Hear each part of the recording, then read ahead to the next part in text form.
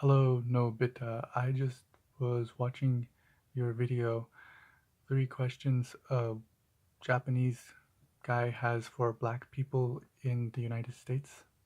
And it's just sad, really. It does come off as disingenuous, and I really see why it makes people angry. But it's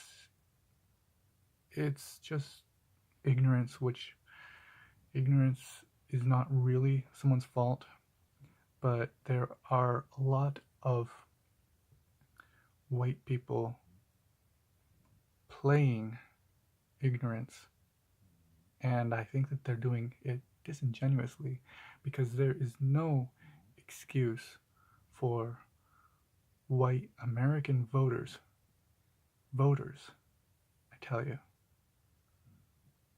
feigning ignorance for 20% of our population.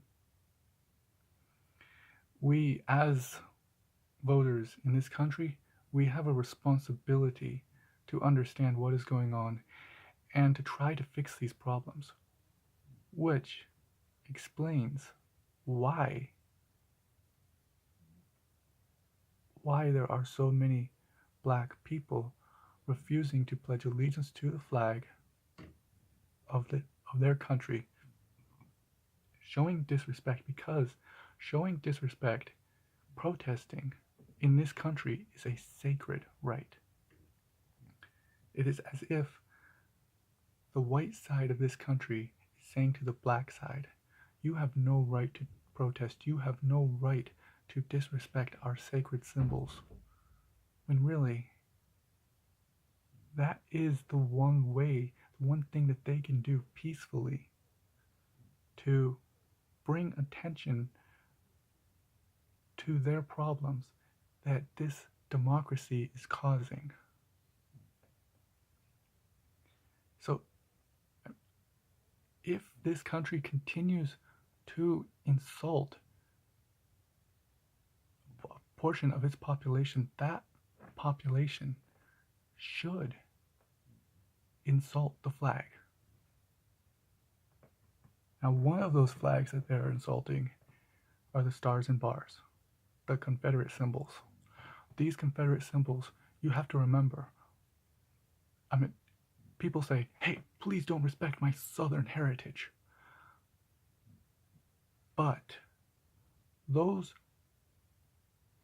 Confederate monuments were set up during the Jim Crow era in the early 1900s and during the Civil Rights era in the mid 1900s during Martin Luther King's time. Think about that. The only thing, the only period in time where Southerners tend to build monuments to their heritage is during the Civil War. And they erected most of those monuments at times when African Americans made huge strides in progress.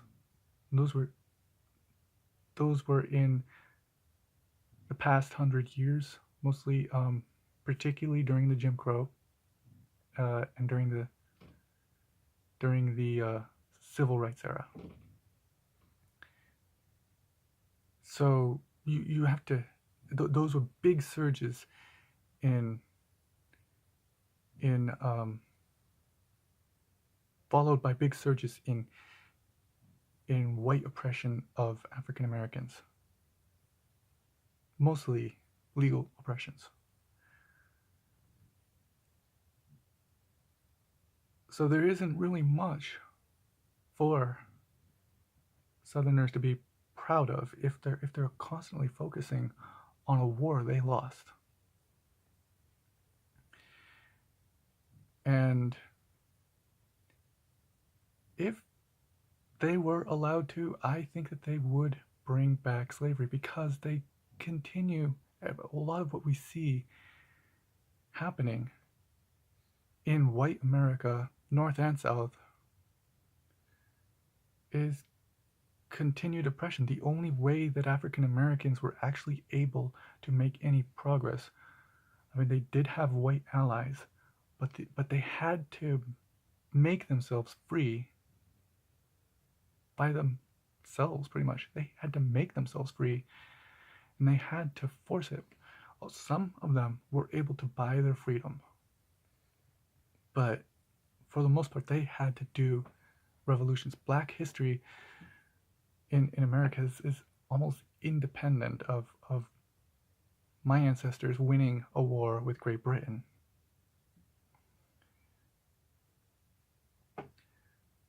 So yeah, they and we continue to see the crime rate that you bring up in your second question. It's largely because through previous housing laws that we had in the mid 1900s, African Americans were forced into poor neighborhoods. You couldn't even get bank loans, even though African Americans are actually some of the most prosperous Americans, the ones climbing the economic ladder the fastest. Now that white people are already at the top, and African Americans are the most profitable in many cases. So now we see that entire communities are still segregated.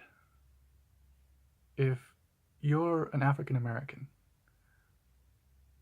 almost everyone around you is going to be African American or Latino. There's going to be some white people, other ethnic minorities. But if you're white, it's most likely that everyone around you is going to be white, maybe Asian, maybe a few Latinos too. White people are less likely to have black friends. So most of the voters in this country, we don't know what's going on in a minority community, and we vote accordingly.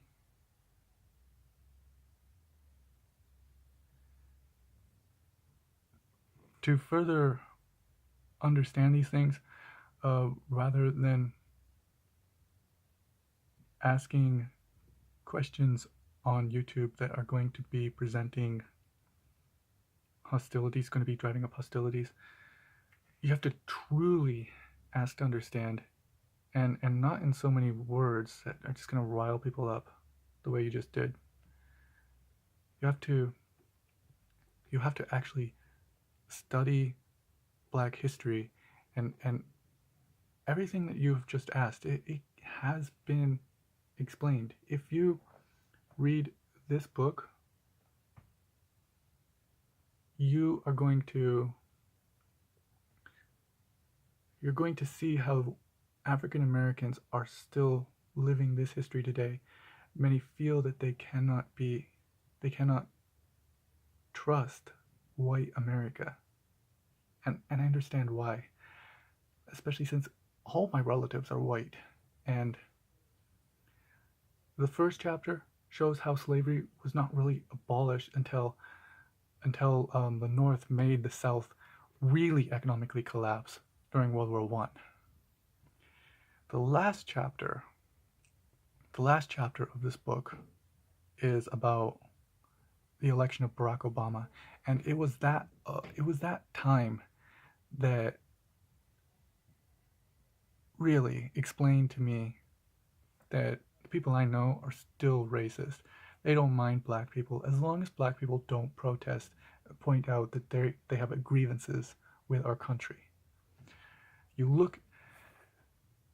I was constantly hearing from people that Barack Obama was not born in the United States. But that makes no fucking sense. If Barack Obama was not born in the United States, then George Soros would just pick somebody who was born in the United States who has progressive policies. Besides, his parents didn't even expect him to run for president anyway. It, it would have to be a really, really bizarre conspiracy in order to be true. But anyone who's saying Barack Obama was not born in Hawaii, I will just right out say it, they're a fucking racist. Even my family members. So when